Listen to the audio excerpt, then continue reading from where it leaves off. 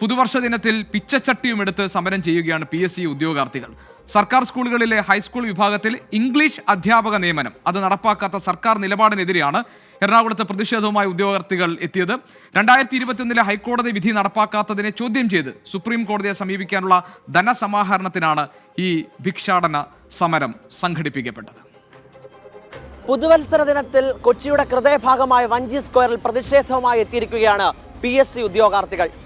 English ഭാഷയുടെ സ്ഥിരം നിയമനമാണ് സർക്കാരിന് മേൽ ഇവർ ഉന്നയിക്കുന്ന വിഷയം.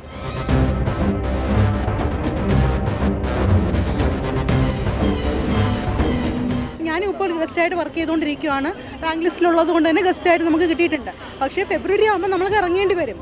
മാർച്ച് തൊട്ട് കുട്ടികൾക്ക് വീണ്ടും അധ്യാപകരില്ല. അവർക്ക് എക്സാമിന് തയ്യാറെടുപ്പിക്കാൻ വേണ്ടിയിട്ട് അവർക്കൊരു അധ്യാപകനില്ല. അപ്പോൾ തൽക്കാലം അതെങ്കിലും നടപ്പിലാക്കിയിരുന്നെങ്കിൽ നന്നായിരുന്നു, കുട്ടികളെ മുൻനിർത്തിക്കൊണ്ട്. ഫിസിക്കൽ സയൻസിന് 76 നിയമനവും മലയാളം ഭാഷയ്ക്ക് 42 നിയമനവും മാത്സിന് 46. അതേ സ്ഥാനത്താണ് ഇംഗ്ലീഷിന് കേവലം 10 നിയമനങ്ങൾ നടന്നിരിക്കുന്നത്. അപ്പോൾ നമ്മുടെ ലോകഭാഷയായ ഇംഗ്ലീഷിനോട് സർക്കാർ കാണിക്കുന്ന അവഗണന മനോഭാവം, ഇതിനെതിരെ ശക്തമായി നമ്മൾ പ്രതിഷേധിക്കണം. ഇംഗ്ലീഷ് ഭാഷയെ മറ്റ് ഭാഷകളെ പോലെ പരിഗണിച്ച് പിരീഡ് അടിസ്ഥാനത്തിൽ സ്ഥിരം തസ്തിക സൃഷ്ടിച്ച് നിയമനം നടത്താത്തതിനെതിരെയാണ് പ്രതിഷേധം. ഇംഗ്ലീഷ് ഒരു ഭാഷയല്ലെന്നും അത് ആർക്ക് വേണമെങ്കിലും പഠിപ്പിക്കാമെന്നുള്ള സർക്കാർ നയം 2021 ഹൈക്കോടതി കർശന ഉത്തരവിലൂടെ തിരുത്തിയത്. 2024 മാർച്ചിൽ കോടതിയലക്ഷ്യ കേസിൽ ചീഫ് ജസ്റ്റിസ് 4 ആഴ്ചയ്ക്കുള്ളിൽ എല്ലാ ഹൈസ്കൂളിലും ഇംഗ്ലീഷ് അധ്യാപകരെ നിയമിക്കണമെന്ന കർശന ഉത്തരവും പിന്നാലെ എത്തി. പരീക്ഷ എഴുതി PSC ലിസ്റ്റിൽ ഇടം നേടിയിട്ടും ജോലി ലഭിക്കാതെ നട്ടം തിരിയുകയാണ് ഉദ്യോഗാർത്ഥികൾ.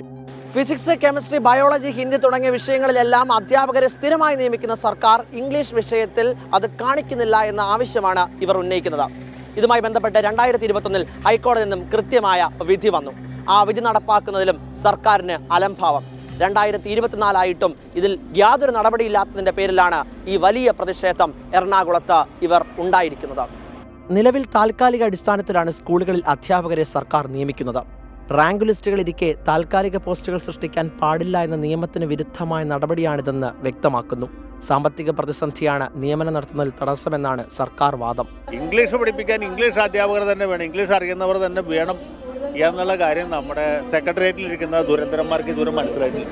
കാലാകാലങ്ങളായിട്ട് ഇത് മറ്റ് വിഷയങ്ങൾ പഠിപ്പിക്കുന്ന ആളുകളാണ്.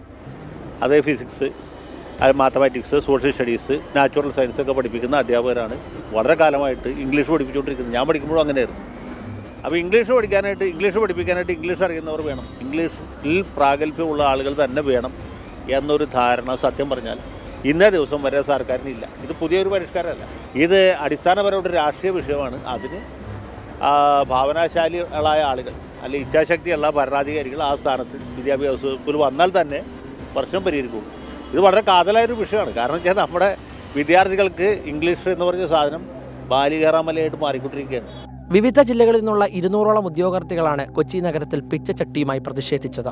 ഹൈക്കോടതി നിയമം കാറ്റിൽ പറത്തിയ സർക്കാരിനെതിരെ സുപ്രീം കോടതിയെ സമീപിക്കാനാണ് തീരുമാനം. അതിനായുള്ള ധനസമാഹരണത്തിനാണ് പുതുവത്സര ദിനത്തിലെ ഭിക്ഷാടന സമരം. ഇപ്പം ഹൈലൈറ്റ് എന്താണെന്ന് വെച്ചാൽ ഇപ്പം ഈ 2025 വീണ്ടും HSA ഇംഗ്ലീഷ് നോട്ടിഫിക്കേഷൻ വന്നിരിക്കുകയാണ്.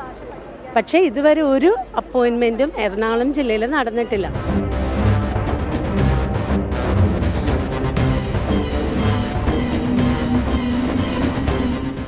പൊതുവിദ്യാഭ്യാസ രംഗത്ത് അധ്യാപക വിദ്യാർത്ഥി സൗഹൃദം സൃഷ്ടിക്കണമെന്ന് പ്രതിജ്ഞാബദ്ധമായ നിലപാടെടുക്കുമ്പോഴാണ് സർക്കാരിന് നേരെ ഇത്തരത്തിലേക്കൊരു പ്രതിഷേധവുമായി പുതുവത്സര ദിനത്തിൽ ഇവരെത്തിയിരിക്കുന്നത്. എത്രയും പെട്ടെന്ന് ഇവരുടെ നിയമനത്തിൽ നടപടിയെടുക്കണമെന്നും ഇടപെടലുണ്ടാകണമെന്നുള്ള ആവശ്യമാണ് ഇവർ ഉന്നയിക്കുന്നത്. കൊച്ചിയിൽ നിന്നും AS അഭിജിത്തിനൊപ്പം YS അഭിനന്ദ്, 24.